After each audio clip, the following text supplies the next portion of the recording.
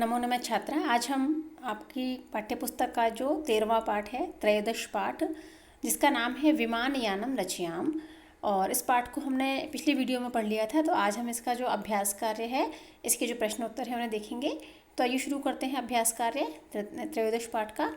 प्रथम प्रश्न है इस पाठ का कि पाठे दत्तम गीतम सस्वरम गायत। पाठ में जो दिया गया रूप गीत जो है ना, विमानयानम रचयाम राघव माधव सीते ललिते विमानयानम रचयाम, इसे हमें सस्वर गाना यानी स्वर के साथ में से गाना है।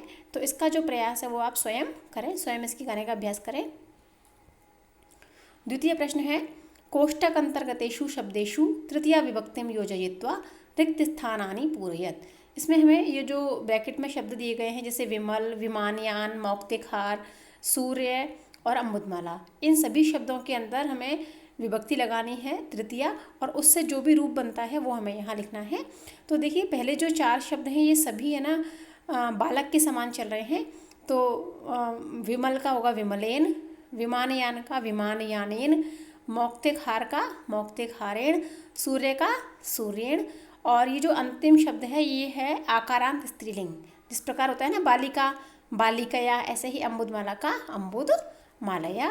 तो ये इसका रूप हो गया। अगले प्रश्न की ओर चलते हैं। तृतीय प्रश्न है भिन्न वर्गस्य पदम चिनुत। इसमें हमें भिन्न वर्ग यानी जो एक ऑड है, जो अलग है बाकियों से, उसे हमने चुनना है और बताना है। तो उदाहरण दिया गया है सूर्य, चंद्र, अम्बुद और शुक्र। इन चारों में से अलग कौन हुआ? अम्बुद। क्यों? क्योंकि सूर्य, चंद्र और शुक्र ये सभी आकाशीय पिंड हैं, और जबकि अम्बुद जो है वो है बादल, तो वो सबसे अलग हुआ, हमने उसे यहाँ अलग कर दिया।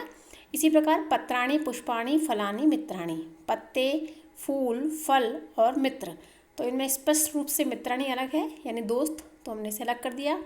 जलचर, खेचर, भूचर, निशाचर। जलचर यानी जल में रहने वाले जो जीव होते हैं, खेचर यानी आकाशीय पक्षी, भूचर यानी पृथ्वी पर भ्रमण करने वाले जो भी जीव जंतु हैं वो, और निशाचर यानी रात में भ्रमण करने वाले, रात में चरण करने वाले। तो ये जो निशाचर है ये अक्सर राक्षसों के लिए प्रयुक्त होता है, तो ये शब्द यहाँ पे सबसे अलग है। गावः, सिंगाः, कच्छपाः, गजाः। गाय, शेर, कछुए और गज यानी हाथी। तो इन सब में से ये सभी स्थलीय जंतु हैं, और कच्छपः जो है ना वो जलीय भी है, तो इसलिए कच्छपः को हमने अलग कर दिया। मयूराः, चटकाः, शुकाः, मंडूकाः। इसमें भी बिल्कुल ऐसे ही है। मोर, चिड़िया और शुक जो तोते हैं ये सब क्या हैं? पक्षी हैं, जबकि मेढक इनके साथ में नहीं आता, इसलिए मंडूका को अलग कर दिया। पुस्तकालय, श्यामपट्ट, प्राचार्यः, सौचिकः। पुस्तकालय लाइब्रेरी, श्यामपट्ट यानी ब्लैक बोर्ड, प्राचार्य यानी प्रिंसिपल, और सौचिकः यानी दर्जी, तो ये दर्जी इनसे अलग है, इसलिए इसको अलग कर दिया। लेखनी, पुस्तिका, अध्यापिका, अजा। ऐसे ही जो लेखनी है और पुस्तिका है और अध्यापिका है, ये तीनों क्या हैं? पढ़ने से संबंधित हैं, जबकि अजा जो है, अजा का मतलब होता है बकरी, तो इस अजा को हमने बिल्कुल अलग कर दिया क्योंकि इनका संबंध पढ़ने से नहीं है।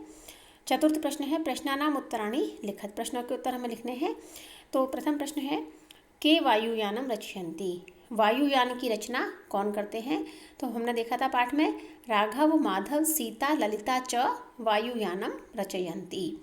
द्वितीय प्रश्न वायुयानम कम कम क्रांत्वा उपरि गच्छति। यानी जो वायुयान है वो किस किस को पार करके ऊपर जाता है, आकाश में जाता है? तो वायुयानम उन्नत वृक्षम तुंगम भवनम च क्रांत्वा। ऊंचे ऊंचे पेड़ों को और ऊंचे भवन को पार करके आकाश में ऊपर जाता है। वयम कीदृशम सोपानम रचयाम। हम कैसी सीढ़ियों को बनाते हैं? वयम हिमवंतम सोपानम रचयाम। हम बर्फ़ की सीढ़ियों को बनाते हैं, क्योंकि हमने पाठ में पढ़ा था कृत्वा हिमवंतम सोपानम चंद्रलोकम प्रविशाम। अगला प्रश्न इसी से संबंधित है।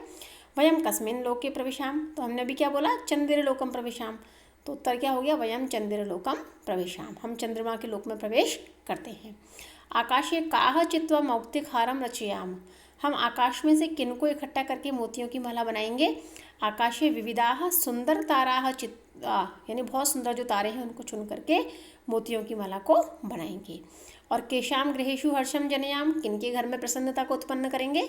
दुखित पीड़ित कृषक जनानाम, यानी जो दुखी परेशान किसान लोग हैं उनके घर में हम प्रसन्नता को उत्पन्न करेंगे। तो इस प्रकार ये प्रश्न भी पूर्ण होता है। पंचम प्रश्न है विलोम पदानि योजयत। अपोजिट जो है विलोम जो है उनको मिलाना था हमें।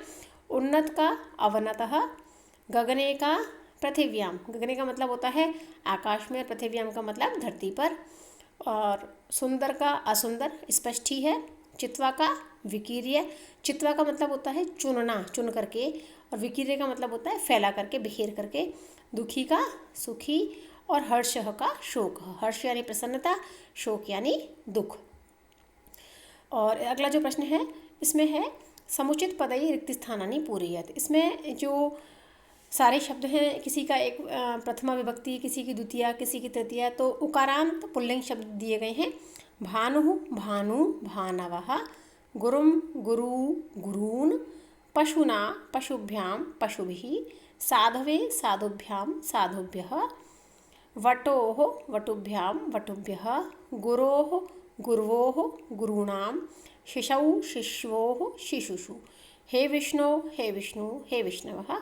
इस प्रकार ये जो उकारांत पुल्लिंग शब्द थे उनको हमने गुरुवत या शिशुवत किसी एक शब्द को देख करके हम इसे भर सकते हैं।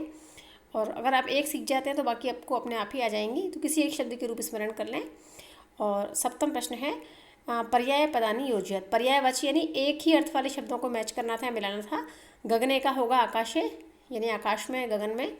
विमले यानी साफ सुथरे, निर्मले यानी वो भी साफ सुथरा ही होता है, विमले निर्मले। चंद्रः निशाकरः, चंद्रमा निशाकर समानार्थक हैं। सूर्यः दिवाकरः, ये भी एक ही अर्थ वाले हैं। और अम्बुदः जलदः, अम्बुद और जलद दोनों का अर्थ क्या होता है? बादल। तो इस प्रकार ये भी जो हमारा प्रश्न है समाप्त होता है। इसके साथ ही हमारा जो त्रयोदश पाठ का अभ्यास कार्य है समाप्त होता है। आशा है आपको समझ में अच्छे से आया होगा। यदि कोई डाउट हो, कोई शंका हो, कोई प्रश्न हो तो आप कमेंट बॉक्स में लिख के पूछ सकते हैं। और अवश्य बताएं कि ये अभ्यास कार्य आपको कैसा लगा। धन्यवाद।